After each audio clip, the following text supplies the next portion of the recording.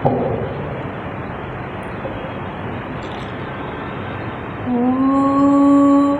सहना भवतु सहनौ भुनक्तु सह वीर्यं करवावहै तेजस्विनावधीतमस्तु मा विद्विषावहै। ॐ शान्ति शान्ति शान्तिः। ॐ शन्नो मित्रः शं वरुणः शन्नो भवत्तर्यमा शन्नो इन्द्रो बृहस्पतिः शन्नो विष्णुरुक्रमः।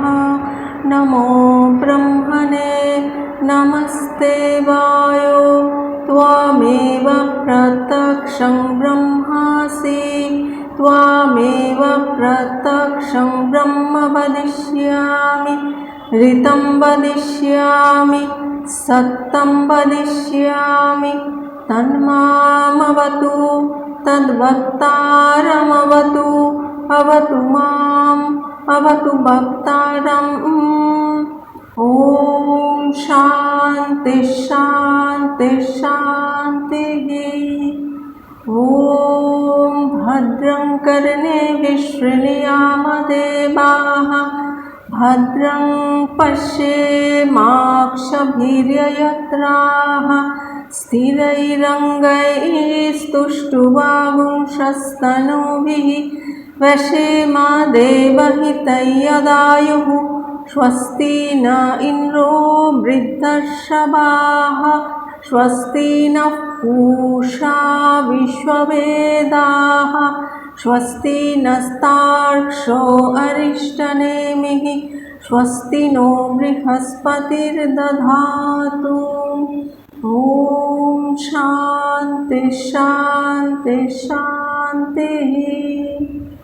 ॐ वाङ्मे मनसि प्रतिष्ठिता मनो मे वाचि प्रतिष्ठितम् आविराविर्मयेधि वेदः समाणिस्थः श्रुतं मे मा प्रहासिः अनेनाधितेनाहोरात्रान् संदधामि ऋतं वदिष्यामि सत्यं वदिष्यामि तन्मामवतु तद्वक्तारमवतु अवतु माम् अवतु वक्तारम् अवतु वक्तारम्। ॐ शान्ति शान्ति शान्तिः। ॐ गणानां त्वा गणपतिगुं हवामहे कविं कवीनामुपमश्रवस्तमं ज्येष्ठराजं ब्रह्मणां ब्रह्मणस्पत शृण्वन्नोतिः सीदसादनं महागणपतये नमः। ॐ हंसहंसाय विद्महे परमहंसाय धीमहि तन्नो हंसः प्रचोदयात्।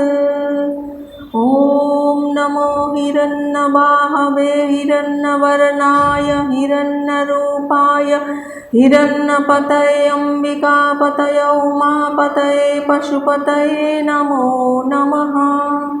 ऋतगं सत्यं परं ब्रह्म पुरुषं कृष्णपिङ्गलम् ऊर्ध्वरेतं विरूपाक्षं विश्वरूपाय वै नमो नमः।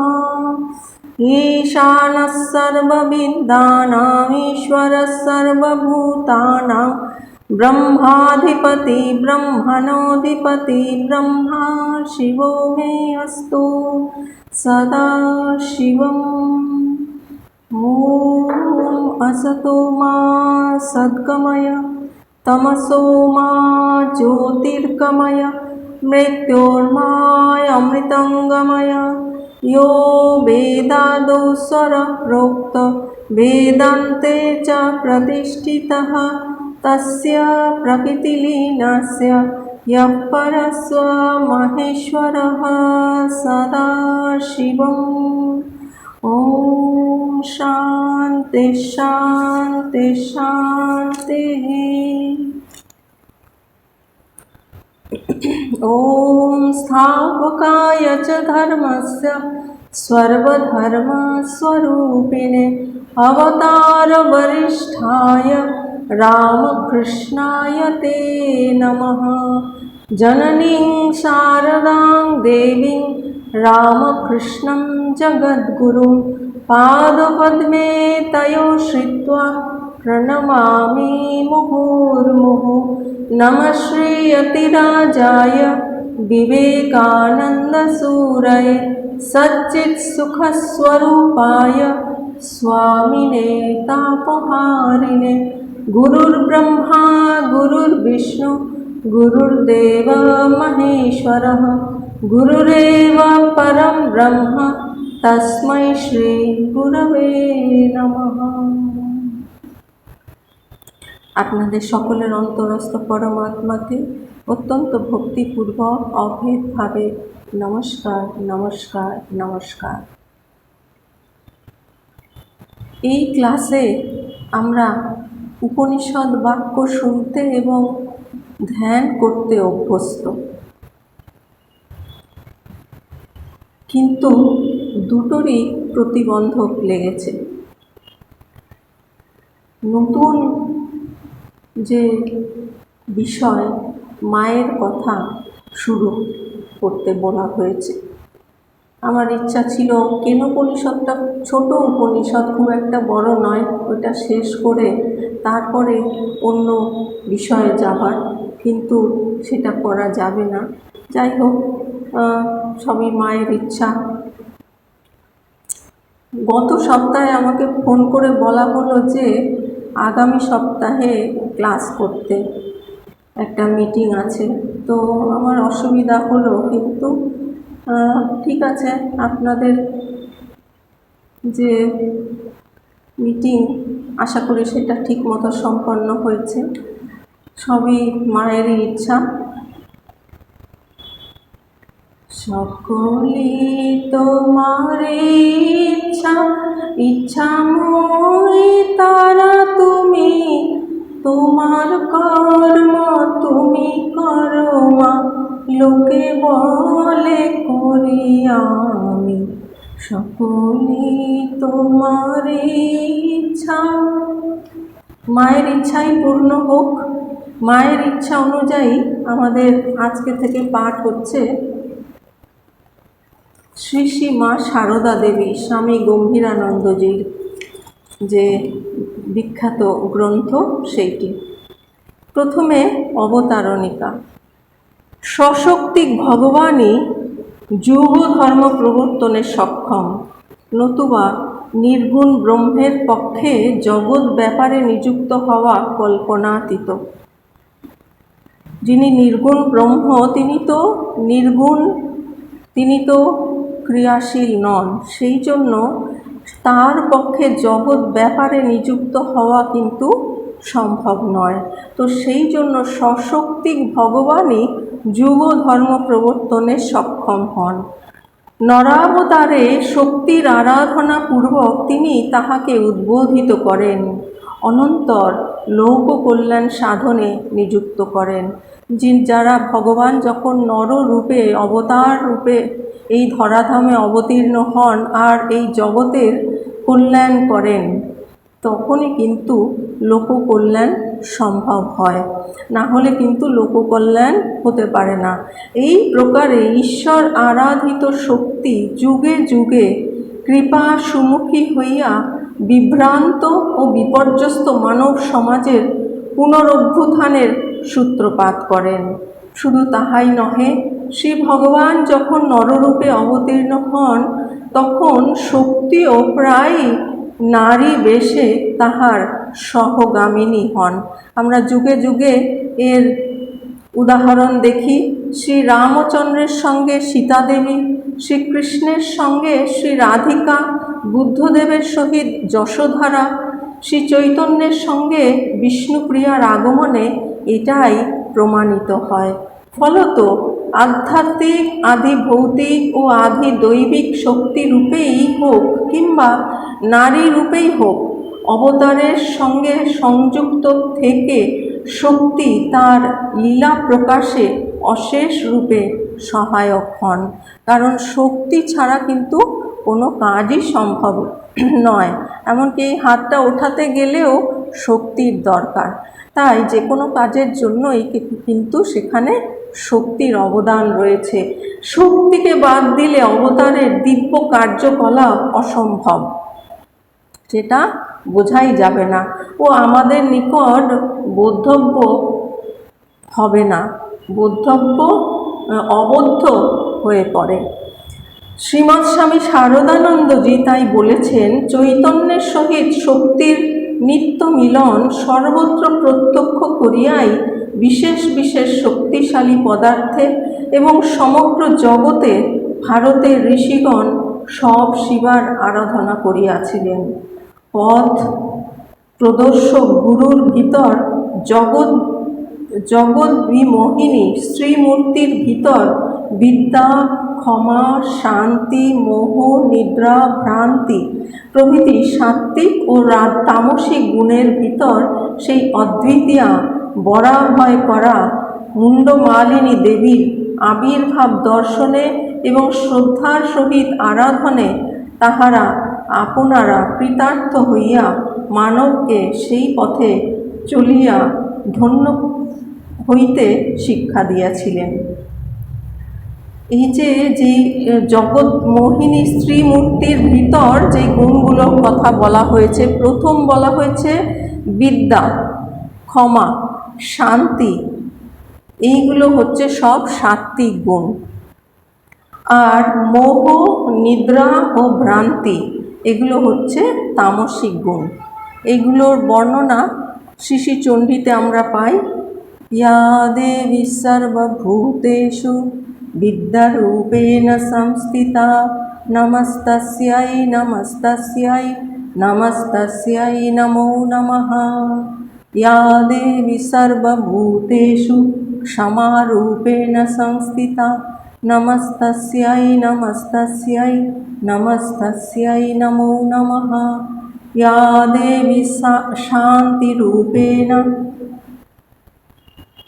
সৃষ্টিরূপেণ সংস্থিতা নমস্তস্যৈ নমস্তস্যৈ নমস্তস্যৈ নমো নমঃ।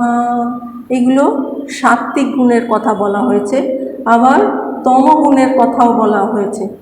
ইয়া দেবী সর্বভূতেষু মোহরূপেণ সংস্থিতা নমস্তস্যৈ নমস্তস্যৈ নমস্তস্যৈ নমো নমঃ। ইয়া দেবী সর্বভূতেষু নিদ্রারূপেণ সংস্থিতা নমস্তস্যৈ নমস্তস্যৈ নমস্তস্যৈ নমো নমঃ। ইয়া দেবী সর্বভূতেষু ভ্রান্তিরূপেণ সংস্থিতা নমস্তস্যৈ নমস্তস্যৈ নমস্তস্যৈ নমো নমঃ। তো এই সাত্ত্বিক ও তামসিক গুণের ভিতর কিন্তু সেই অদ্বিতীয়া, যিনি যার দ্বিতীয় হয় না, এইরকম বরাভয় করা, অর্থাৎ তিনি মা জগজ্জননী মা একাধারে বর প্রদান করেন এবং অভয় প্রদান করেন। কাদেরকে তিনি বর এবং অভয় প্রদান করেন? যারা ধর্মপথে আছেন, যারা পুণ্যশালী, যারা প্রকৃতির নিয়মকে মেনে চলেন, তাদেরকে তিনি একাধারে বর প্রদান করেন, তাদের কাঙ্ক্ষিত বস্তু প্রদান করেন এবং অভয়, যে তাদের কোনো ভয় নেই, তিনি অভয়। বর মুদ্রা হচ্ছে এইটা, আর বর হচ্ছে তিনি এইভাবে ডান হাতের নিচে, ডান দিকের নিচের হাতে যে বর দিচ্ছেন সেইটা, এই মুদ্রা। আর অভয় হলো তিনি যে এইভাবে আশীর্বাদ করছেন। তো এই বর এবং অভয় করা মুণ্ডমালিনী, যার গলায় মুণ্ডমালা, সেই দেবীর আবির্ভাব দর্শনে এবং শ্রদ্ধার সহিত আরাধনে, তার আবির্ভাব দর্শন যেমন পুণ্য কাজ আর শ্রদ্ধার সঙ্গে তার আরাধনা, এটা যারা করেন তারা কিন্তু কৃতার্থ হয়ে যান আর মানবকে সেই পথে চলে, নিজেও যেমন ওই পথে চলেন, চলে ধন্য হয়ে যান এবং অপরকেও তিনি সেই পথে চলতে শিক্ষা দেন। এইটি শ্রীমৎ স্বামী শারদানন্দজি ভারতে শক্তি পূজা এই জায়গায় 20 নম্বর পৃষ্ঠায় বলেছেন। শ্রীরামকৃষ্ণের উপাসনায় সন্তুষ্টা সেই দেবীকে বর্তমান যুগে পুনরায় মানব কল্যাণে নিরতা দেখিয়া পূজ্যপাদ আচার্য স্বামী বিবেকানন্দ আমাদিগকে উদাত্ত কণ্ঠে আহ্বান করিয়াছেন, যে শক্তির উন্মেষ মাত্রে দিক দিগান্ত ব্যাপিনী প্রতিধ্বনি জাগরিতা হইয়াছে, তাহার পূর্ণাবস্থা কল্পনায় অনুভব করো এবং বৃথা সন্দেহ, দুর্বলতা ও দাস জাতি সুলভ ঈর্ষা দ্বেষ ত্যাগ করিয়া এই মহাযুগচক্র পরিবর্তনের সহায়তা করো। এই কথাটি হচ্ছে যুগাবতার স্বামী বিবেকানন্দের। তিনি কি বলছেন আরেকবার আমরা শুনে নিচ্ছি, যে শক্তির উন্মেষ মাত্রে, সেই পরাশক্তির উন্মেষ মাত্রেই কি হয়, দিক দিগান্তর ব্যাপী প্রতিধ্বনি জাগরিতা হইয়াছে, তাহার পূর্ণ অবস্থা কল্পনায় অনুভব করো। তার পূর্ণ অবস্থা তো আমরা চাক্ষুষভাবে দেখতে পাচ্ছি না, সেইটা স্বামীজি বলছেন যে তাকে পূর্ণ অবস্থা, তার যে পূর্ণ অবস্থা সেটা কল্পনা করো, কল্পনায় অনুভব করো। এবং আর তার সঙ্গে কি করতে হবে, বৃথা সন্দেহ, এই সন্দেহ, দুর্বলতা, দাস জাতি সুলভ ঈর্ষা দ্বেষ, ঈর্ষা দ্বেষকে স্বামীজি বলছেন দাস জাতি সুলভ, অর্থাৎ যারা দাস জাতি তাদের মধ্যে এই ঈর্ষা দ্বেষ এইগুলো থাকে। এই ঈর্ষা দ্বেষ এগুলোই হচ্ছে তমগুণ, এইগুলোই হচ্ছে তমগুণের কার্য। আমরা জানি যে যেটা হচ্ছে আবরণ শক্তি।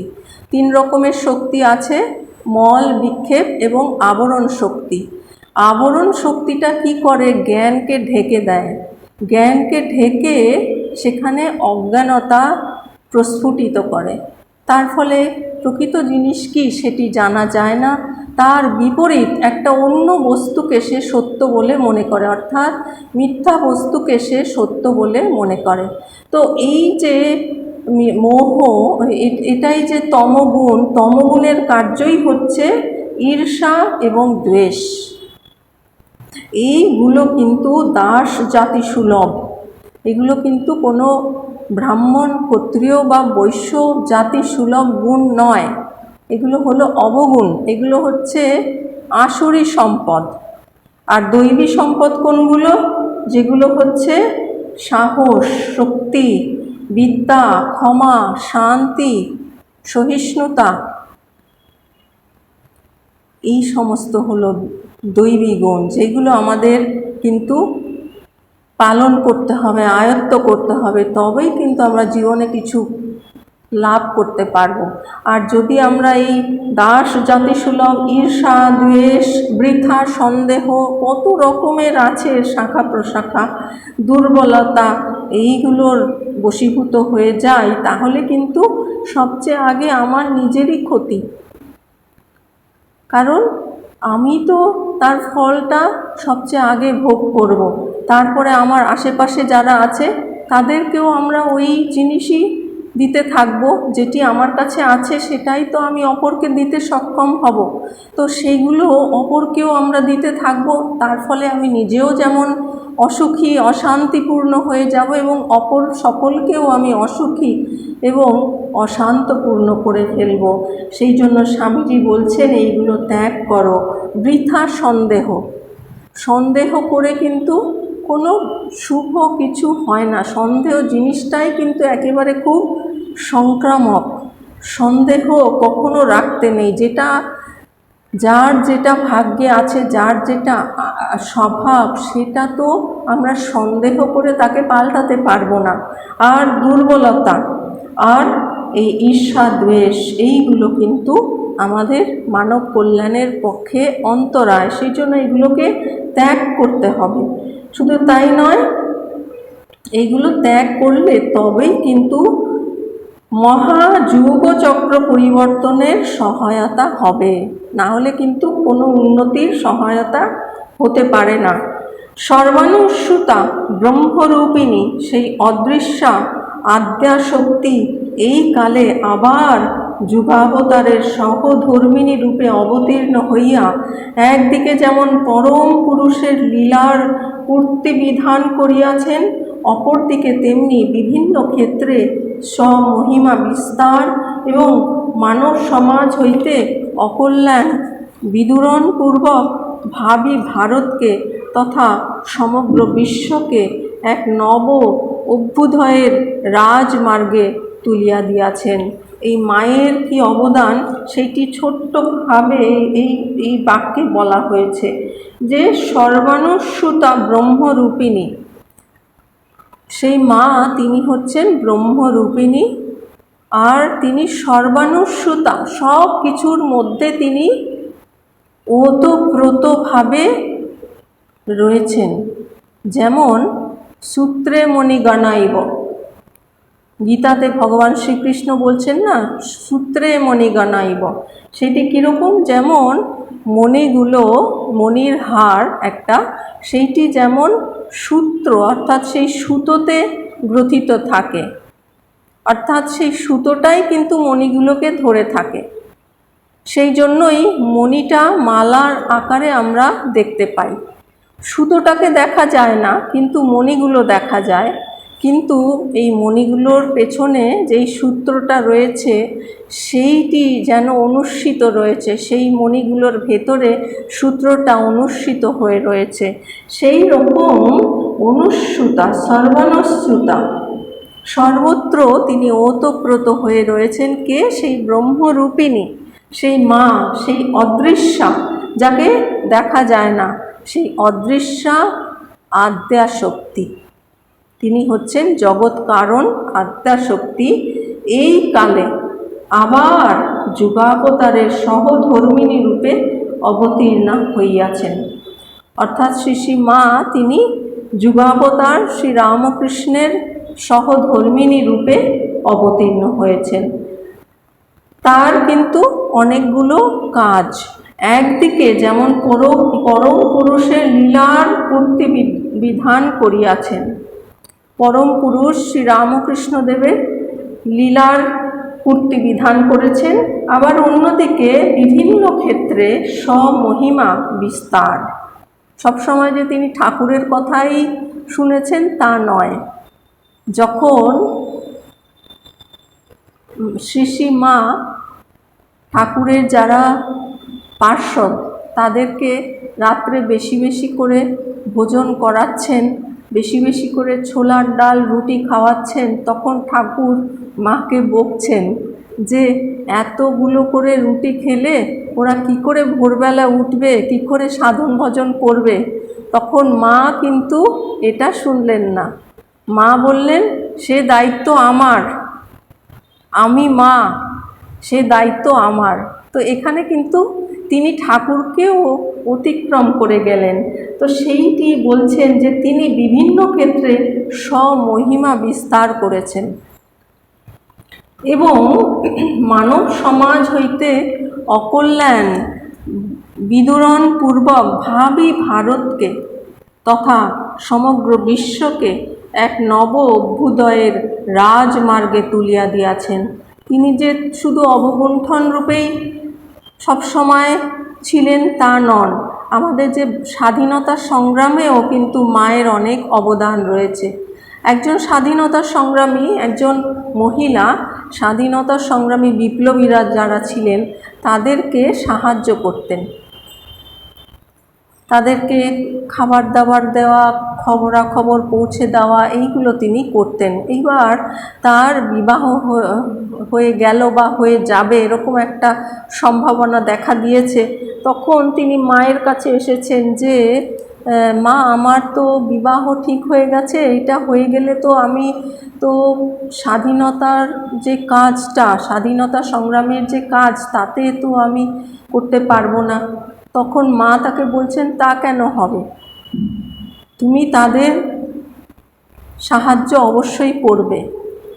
বিভিন্নভাবে কিন্তু তিনি স্বাধীনতা সংগ্রামেও মার অনেক অবদান রয়েছে।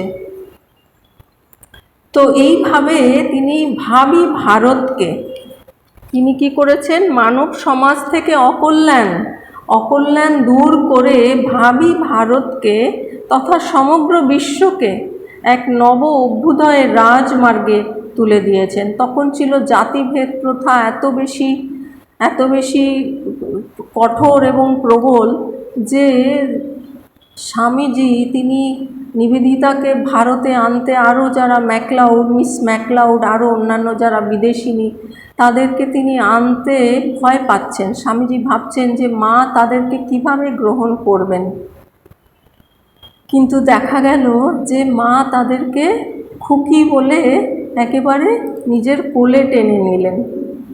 তো সেইটা দেখে তো স্বামীজিও অবাক, স্বামীজি এতটাও আশা করেননি।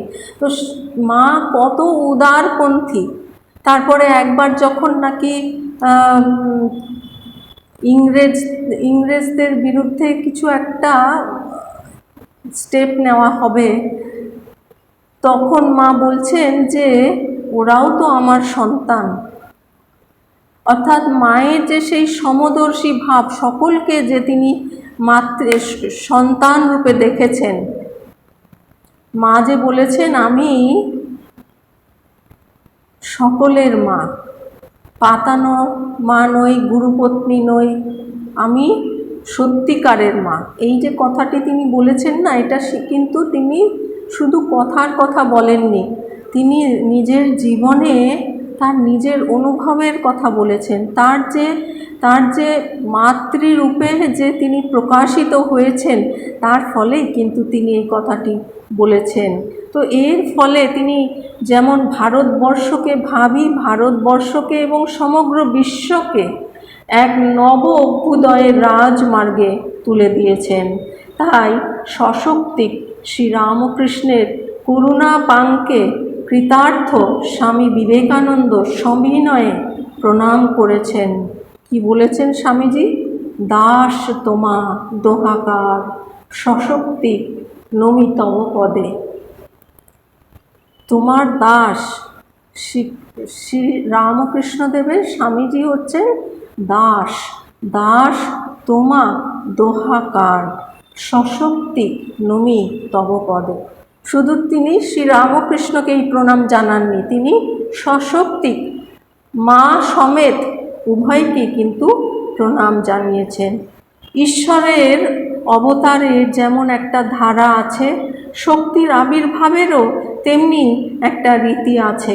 অথবা অগ্নি ও তার দাহিকা শক্তির ন্যায় অভিন্ন ঈশ্বর ও ঈশ্বর শক্তির শরীর গ্রহণ একই উদ্দেশ্যে। ঈশ্বর যখন অবতার গ্রহণ করেন, শরীর ধারণ করেন, তার কিন্তু একটা ধারা আছে। আবার যখন শক্তির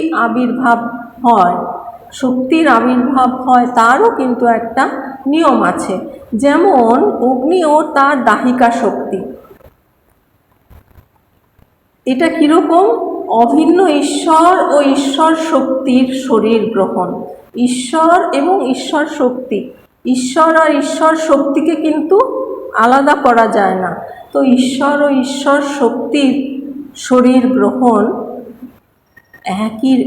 একই উদ্দেশ্যে, একই কালে, একই নিয়মে। এটা হলেও উহার কার্যসিদ্ধি পুরুষ দেহ অবলম্বনে এক প্রকারে এবং নারী দেহ অবলম্বনে অন্য প্রকারে হয়ে থাকে। পুরুষ তার ভিন্ন রকমের সংস্কার, আর স্ত্রী শরীরের ভিন্ন রকমের সংস্কার, সেই জন্য তাদের কিন্তু কার্যকলাপও ভিন্ন ধরনের হয়ে থাকে। তাই সত্তার পার্থক্য না থাকিলেও করুণাময়ী শক্তির অবতারত্ব পৃথকভাবে আলোচনায় একটা নিজস্ব সার্থকতা আছে। শ্রী শ্রী চণ্ডীতে দেবী আশ্বাস দিয়াছেন, ইত্থম যদা যদা বাধা দানবোত্থা ভবিষ্যতি তদা তদাবতীর্যাহং করিষ্যামি সংশয়ম। এইরূপে যখনই দানবগণের প্রাদুর্ভাব নিবন্ধন বিঘ্ন উপস্থিত হইবে, আমি তখনই আবির্ভূতা হইয়া শত্রু বিনাশ করিব। এটা হচ্ছে মায়ের প্রতিজ্ঞা। যখনই নাকি দানবদের প্রাদুর্ভাব ঘটবে, তখনই মা আসবেন তাদের সংহার করতে। পুরাকালে দেব মনুষ্যাদির নিপীড়নকারী দানবকুলের ধ্বংস সাধনের একটা অবশ্য স্বীকার্য প্রয়োজন ছিল। কারণ আগেরকার দিনে আগের যুগে আমরা দেখেছি, ত্রেতা যুগে, দাপর যুগে, সেইখানে যারা নাকি সাধু সন্ত দেব মনুষ্য, তাদেরকে অসুররা দানবরা বিভিন্নভাবে উৎপীড়ন করত। আর তাদের উদ্ধারের জন্য কিন্তু অবতাররা এসেছেন। শ্রীরাম অবতারে তিনি কত দানবদের, কত এরকম দৈত্যদের হত্যা করেছেন। আবার শ্রীকৃষ্ণ অবতারেও আমরা দেখতে পাই কত অসুর দানব তাদেরকে তিনি বধ করেছেন। তো এই তাদের দেব মনুষ্যাদিদের যখন তারা নিপীড়ন করেন, এই দানব দৈত্য এরা, তখন কিন্তু তাদের একটা ধ্বংসের প্রয়োজন ছিল। কিন্তু অসুরদিগের তাণ্ডব লীলা শুধু বহির্জগতে সীমাবদ্ধ থাকে না। অসুর যারা, তাদের যে তাণ্ডব লীলা শুধুমাত্র বাইরেই রয়েছে, অর্থাৎ সেই আমরা দেখতে পাই যে রামায়ণের যুগে, মহাভারতের যুগে যে ঋষিরা যজ্ঞ করছেন আর ওপর দিয়ে অসুররা দানবরা যাচ্ছে, তারা ওখান থেকে মরা কঙ্কালের হাড় গোড় ছুঁড়ে মারছে যাতে যজ্ঞটা পণ্ড হয়ে যায়। তো এই ধরনের সব বহির্জগতের তাণ্ডব লীলা ছিল। তো সেই কারণে সেই সময়ে বহির্জগতের এই তাণ্ডব লীলাকে সমাপ্ত করবার জন্য সেই সব অসুর বধ প্রয়োজন ছিল। কিন্তু অসুরদের তাণ্ডব লীলা যে শুধুমাত্র বহির্জগতেই সীমাবদ্ধ তা নয়, অন্তর্জগতে, বাইরের জগৎকে অতিক্রম করে অন্তর্জগতে সুবুদ্ধি ও সুবৃত্তি এবং কুবৃত্তির মধ্যে যে অবিরাম সংঘর্ষ চলিতেছে, উপনিষদে তাহাকেও দেবাসুর সংগ্রাম নামে নির্দেশ করা হইয়াছে। এই দেবাসুর সংগ্রামের কথা কেন উপনিষদেও আছে। এখানে অসুরদের সঙ্গে দেবতাদের যে সংগ্রামের কথা আছে, তারপর দেবতারা দেবীর কৃপায় তারপরে ব্রহ্মবিদ্যা লাভ করলেন। তো এই দেব অসুরদের সংগ্রামের কথা উপনিষদেও আছে। তো সেইখানে বলছেন যে আমাদের অন্তর্জগতে, ভেতরে অন্তঃকরণে সুবৃত্তি ও কুবৃত্তি, এই দুটোরই কিন্তু অবিরাম সংঘর্ষ চলছে। যখন নাকি কুবৃত্তি উঠছে, অর্থাৎ তমগুণ এবং রজগুণের প্রাধান্য দেখা দিয়েছে, আর তখন সুবৃত্তি অর্থাৎ সত্যগুণ, এই উভয়ের মধ্যে কিন্তু সংগ্রাম চলেছে। আস্তিক্য বুদ্ধি, পরলোক চিন্তা, ধ্যান ও নিষ্ঠা প্রভৃতি সদ্গুণ রাশিকে নির্মূল করবার জন্য, এইগুলো হচ্ছে সদ্গুণ। কোনগুলো সদ্গুণ? আস্তিক্য বুদ্ধি, অর্থাৎ আছে, ঈশ্বর আছেন, শাস্ত্র যেটি বলছে সেটি সত্য, গুরু যেটি বলছেন সেটি অকাট্য সত্য, এই যে আমাদের বিশ্বাস, এটাই হচ্ছে আস্তিক্য বুদ্ধি। আর বেদ বাক্যে, উপনিষদ বাক্যে শ্রদ্ধা এবং সত্য বুদ্ধি, এগুলোই হচ্ছে আস্তিক্য বুদ্ধি। আর পরলোক চিন্তা, যে এই শরীরটা এই হয়তো 30, 40, 50 বছর আগে ছিল না, আবার 30, 40, 50 বছর পরে থাকবে না। তখন কোথায় যাব? কোথার থেকেই বা এসেছি আর কোথায় বা যাব? এখান থেকে আমরা দিল্লি, বোম্বে গেলেই কিন্তু আগের থেকেই টিকিট কাটা, ওখানে গিয়ে কোথায় থাকা হবে সমস্ত কিছু আমরা বন্দোবস্ত করে ফেলি, তাই না? কিন্তু এই শরীরটা চলে যাওয়ার পর আমরা কোথায় যাব সেটার জন্যও তো চিন্তা ভাবনা করা প্রয়োজন, তাই না? তো সেটাই হচ্ছে পরলোক চিন্তা। পরলোকের জন্য কিছু সঞ্চয় করা, সৎ সম্পদ সঞ্চয় করা, সেটাই হচ্ছে যে পরলোক চিন্তা। সেই জন্যেই আমরা ঈশ্বর চিন্তা করি যে পরলোক আমার কে দেখবে, ঈশ্বরই একমাত্র আমাদের সহায়কর্তা। তো আস্তিক্য বুদ্ধি, পরলোক চিন্তা আর ধ্যান ও নিষ্ঠা, এইগুলো হচ্ছে সদ্গুণ রাশি। এই সদ্গুণ রাশিকে নির্মূল করবার জন্য বর্তমান যুগে অশ্রদ্ধা, জড়বাদ প্রিয়তা, ভোগ পরায়ণতা প্রভৃতি আসরিক গুণাবলী যে সমর ঘোষণা করিয়াছে এবং যাহার ফলে ধর্মের গ্লানি, অধর্মের বৃদ্ধি এবং ঈর্ষা, দ্বেষ, কাম প্রভৃতির আধিক্যবশত লোকক্ষয়কারী যুদ্ধ বিগ্রহ সংঘটিত হইতেছে, উহাই একালের দেবাসুর সংগ্রাম। শুধু যে আগের কুরুক্ষেত্র যুদ্ধে আমরা দেখেছি যুদ্ধ হয়েছে, রাম রাবণের যুদ্ধ, দেবতা অসুরের যুদ্ধ, শুধু যে এই যুদ্ধেই সীমাবদ্ধ তাই নয়।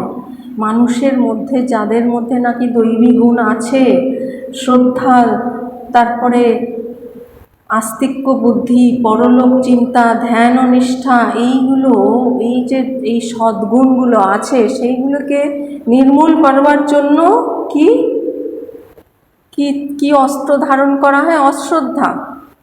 যিনি শ্রদ্ধাবান ব্যক্তি তার প্রতি কোনো শ্রদ্ধা না দেখানো, আর জড়বাদ প্রিয়তা। এই জড় জগতে যত পারো ভোগ করে নাও, যেন ভোগ করাই জীবনের উদ্দেশ্য। খাও, পিও, জিও, এটা হচ্ছে চার্বাক। যারা চার্বাক তারা এই মতে বিশ্বাসী। তারা মনে করে যে এই শরীরটাই সত্য, এই যতদিন এই শরীর আছে ততদিন যত পারো ভোগ করে নাও, তারপরে আর কিচ্ছু নেই, আর কিছু চিন্তা করার দরকার নেই। ঋণং কৃত্বা ঘৃতম পিবেত, ঋণ করে হলেও যত পারো ঘি পান করে যাও। কিন্তু এটা জানে না যে ঋণ করে ঘি খেলে তারপরে একদিন সে আসবে তার সুদ আসল সমেত সেই ঋণটা উসুল করে নিতে। তারা সেই মতে বিশ্বাসী না। শুধু এই শরীরটাই আছে, এই শরীরটাই আমি, আর যত পারো ভোগ করে নাও। এই যে ভোগ প্রবৃত্তি, জড়বাদ প্রিয়তা, আর কি ভোগ পরায়ণতা, ভোগ সর্বস্ব জীবন, ভোগ ছাড়া আর কিছুই জানে না। এইগুলো হচ্ছে আসরিক গুণাবলী। এই আসরিক গুণাবলী কি করে? যে আস্তিক্য বুদ্ধি, পরলোক চিন্তা, ধ্যান ও নিষ্ঠা, এইগুলোকে কিন্তু নির্মূল করে দেয়। নির্মূল করবার জন্য এই সমস্ত আসরিক গুণাবলীকে ঘোষণা করেছে, যেটা আমরা আজকাল খুবই দেখতে পাই। এবং যার ফলে কি হচ্ছে? ধর্মের গ্লানি, অধর্মের বৃদ্ধি। ধর্মের গ্লানি হলেই অধর্মের বৃদ্ধি হবে। আর কি? ঈর্ষা, দ্বেষ, কাউকে কেউ ভালোবাসে না, সহিষ্ণুতা নেই, পছন্দ করে না। এই যে জিনিসগুলো, ঈর্ষা, কেউ যদি একটু উন্নতি করলো তাকে কি করে নিচে নামাবে, ঈর্ষা, কারোর উন্নতি দেখতে পারে না, সহ্য করতে পারে না। অধর্ম, আমার নিজের স্বার্থ সিদ্ধিটা হওয়া চাই, অধর্ম করে হোক, যেভাবে হোক, কিন্তু এর ফল কি সেই সব চিন্তা করে না। তো অধর্মের বৃদ্ধি, ঈর্ষা, দ্বেষ, কাম, আমার নিজের কামনাটা পূর্তিটাই সবচেয়ে বড় উদ্দেশ্য, আর অন্য কিছু দেখে না প্রভৃতি। এইগুলোর আধিক্যবশত লোকক্ষয়কারী যুদ্ধ বিগ্রহ সংগঠিত হইতেছে। যুদ্ধ বিগ্রহের কারণ তো এইগুলোই, আর তো অন্য কিছু নয়। শুধু যে বাইরের যুদ্ধ বিগ্রহ তা নয়, এমনকি আমাদের অন্তরের যুদ্ধ বিগ্রহও কিন্তু এই একই কারণে। সেটাই বলছেন যে উহাই একালের দেবাসুর সংগ্রাম। যেমন রাম রাবণের যুদ্ধ কিংবা কুরুক্ষেত্রের যুদ্ধ, তার থেকেও কিন্তু এইগুলো হচ্ছে এই যুগের বড় সংগ্রাম। এই যুগের এটাই হচ্ছে দেবাসুর সংগ্রাম। আধুনিক এই মনোরাজ্যের সংগ্রাম পৌরাণিক দেব দানবের যুদ্ধ অপেক্ষাও ঘোরতর। আগেকার দিনে তো দেব দানবের যুদ্ধ, এ তীর মারলো, ও ওদিক থেকে গদা মারলো, ব্যাস ওখানে একজন জিতে গেল, আরেকজন পরাজিত হয়ে গেল। সবসময় দেবতারাই জিতবে, কারণ তারা সৎ পথের সৎ মার্গী, যারা সৎ পথে চলেন তাদেরই কিন্তু শেষ পর্যন্ত তাদেরই জয় হয়। সেই জন্য এই উপনিষদের বাক্য আছে সত্যমেব জয়তে। তো আর কিন্তু ওইখানেই ওটা শেষ হয়ে যেত। কিন্তু অতীতের সংঘর্ষ সাধারণত স্থূল জগতের গণ্ডি অতিক্রম করিত না, স্থূল জগতের মধ্যেই সেগুলো সীমাবদ্ধ থাকত। কিন্তু আধুনিক দ্বন্দ্ব অন্তর্জগতে উদ্ভূত ও দৈনন্দিন জীবনে প্রসারিত হইয়া মানবের মনুষ্যত্বের মূলে কুঠারাঘাত করিতে উদ্যত হইয়াছে। সেই স্থূল জগতে আর সীমাবদ্ধ নেই, সেইটি সেখান থেকে অতিক্রম করে কোথায় গিয়েছে? অন্তর্জগতে দৈনন্দিন জীবনে প্রসারিত হয়েছে। আর তার ফলে কি হয়েছে? মানবের যে মনুষ্যত্ব, শ্রীরামকৃষ্ণদেব বলছেন মানুষকে যার মান এবং হুঁশ আছে সেই মনুষ্পদবাচ্য, যার এই দুটি নেই সে কিন্তু মনুষ্পদবাচ্য নয়, অর্থাৎ মনুষ্যত্বের সেখানে অভাব রয়েছে। তো এই যে দ্বন্দ্ব, সেইগুলো কি করছে? মানবের মনুষ্যত্বের মূলে কুঠারাঘাত করতে উদ্যত হয়েছে। সুতরাং বর্তমানে শক্তির ক্রিয়া এবং অসুর সংহার প্রধানত মানসিক ক্ষেত্রে হওয়া আবশ্যক। বাইরের যে শত্রুকে দমন করা, তার থেকে সবচেয়ে বেশি যেটা দরকার সেটা হচ্ছে আমাদের যে অন্তঃকরণের ভেতরে, মনের ভেতরে যে অসুর আছে তাকে সংহার করা। কাম ও ক্রোধ ও লোভ মোহ মদ মাৎসর্য, এই রকম যে অসুরগুলো রয়েছে তাদেরকে বধ করা। আধুনিক জগতে সর্বাধিক প্রয়োজন নৈতিক উন্নতি এবং আধ্যাত্মিক অনুভূতির। কারণ আজকাল নীতিগত দিকটা এত অবমূল্যায়ন হয়ে গেছে, এত নিচে নেমে গেছে, সেইটাকে আগে তুলতে হবে। সেই জন্য বলছেন যে সবচেয়ে আগে কি প্রয়োজন? নৈতিক উন্নতি। নৈতিক উন্নতি না হলে কিন্তু আমরা ধর্মপথে আধ্যাত্মিক পথে একটুও এগোতে পারি না। আগে প্রয়োজন নৈতিক উন্নতি এবং আধ্যাত্মিক অনুভূতি, তারপরেই কিন্তু আধ্যাত্মিক সাধনা করে আধ্যাত্মিক অনুভূতি সম্ভব। অন্তরে একবার ভক্তি, বিশ্বাস ও পবিত্রতা পূর্ণরূপে প্রতিষ্ঠিত হইলে বাহিরের অবস্থা স্বতই তদনুযায়ী পরিবর্তিত হইবে। যদি আমাদের ভেতরটা ভক্তি, বিশ্বাস, পবিত্রতা এইগুলোতে পূর্ণ হয়ে যায়, তাহলে কিন্তু বাইরের অবস্থাও পরিবর্তিত হয়ে যাবে, অনুকূল হয়ে যাবে। কারণ এইগুলোই হচ্ছে প্রকৃতির নিয়ম। যারা এই প্রকৃতির নিয়মকে মানেন, প্রকৃতি কিন্তু তাদেরকে সাহায্য করে, সঠিক পথে চলতে প্রকৃতি তাদের সাহায্য করে। এই যুগে শক্তির অবতার তাই অন্তঃশত্রুর বিজয়ে ব্যাপৃত। এই যুগে আমরা শ্রী মা সারদা দেবীর হাতে কিন্তু সেই কুঠার কিংবা তলোয়ার এইসব কিছু দেখি না, তার হাতে কিন্তু ওগুলো কিছুই নেই, তার হাতে শুধু বর এবং অভয়। সেই জন্য বলছেন যে এই যুগে শক্তির অবতার তাই অন্তঃশত্রুর বিজয়ে ব্যাপৃত। অন্তঃশত্রুর বিজয় মানেই তখনই কিন্তু আপনাকে নিজের অন্তরে ঝাঁকি মারতে হবে, দৃষ্টিটা অন্তরে ফেরাতে হবে। বিজয় দুই প্রকারে হইতে পারে। প্রথম, ক্ষমতার প্রয়োগে, পাপ সমূহ পাপীর ধ্বংস সাধন, যেটা আগের যুগে হয়েছে। দ্বিতীয় হচ্ছে সৎ গুণ রাশির চমৎকারিত্বের দ্বারা শত্রুর চিত্ত আকর্ষণপূর্বক অসৎকে সতে পরিবর্তিত করা। এর উদাহরণ আমরা অনেক দেখি। শ্রী চৈতন্যদেবের জীবনে আমরা দেখতে পাই যে তিনি হরিনাম করতে করতে যাচ্ছেন, আর জগাই মাধাই দুজন মাতাল তারা